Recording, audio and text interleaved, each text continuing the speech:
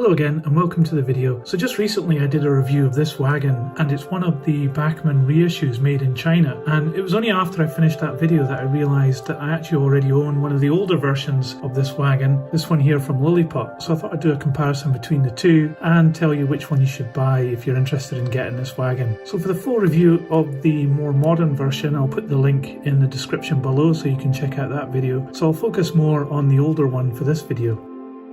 So the obvious difference here is this is grey colour. That's because it's a different railway than the brown one. This one is CFL, so that's Luxembourg. So you can see on this one that while the printing is really good, it's not quite as good as the more modern one.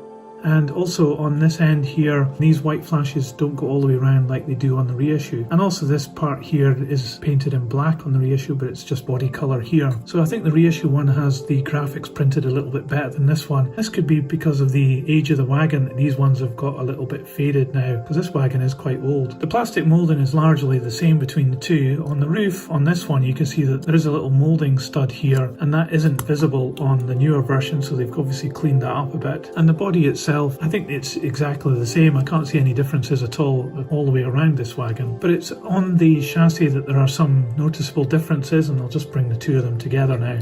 So you can see on the older one that there are these three holes on the bottom of the chassis here, and there's also a couple of marks where it's been pushed out of the mould as well. These are not evident on the newer version. Looks like they've retooled the bottom chassis part, and it's also most noticeable this end where you see the couplings differences. The one above has got NEM pockets, the older one does not, and they both cantilever to help this wagon go around corners.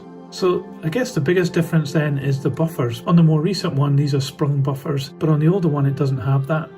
So apart from that, I can't see any difference between these wagons. The wheels look the same, although the older one has got darker wheels, but that might just be an indication of the age of this wagon versus this more modern re-release. So let's see if there's any difference in the weight between these two wagons.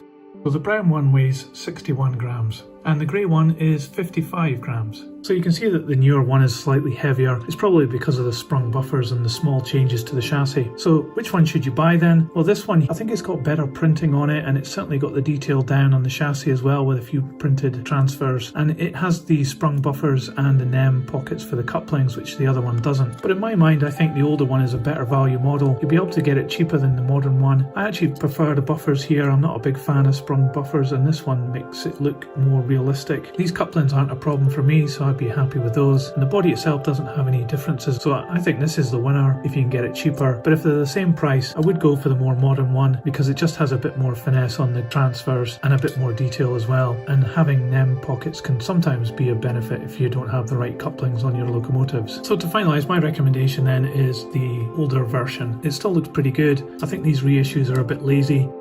I think they could have modelled a different wagon. I'll put the winner, the grey one, onto the turntable so you can see all around it. But that's it for this video. I hope you've enjoyed it and found it useful. If you have, please give it a thumbs up and you can subscribe for more. But for now, that's it for today. So thanks very much.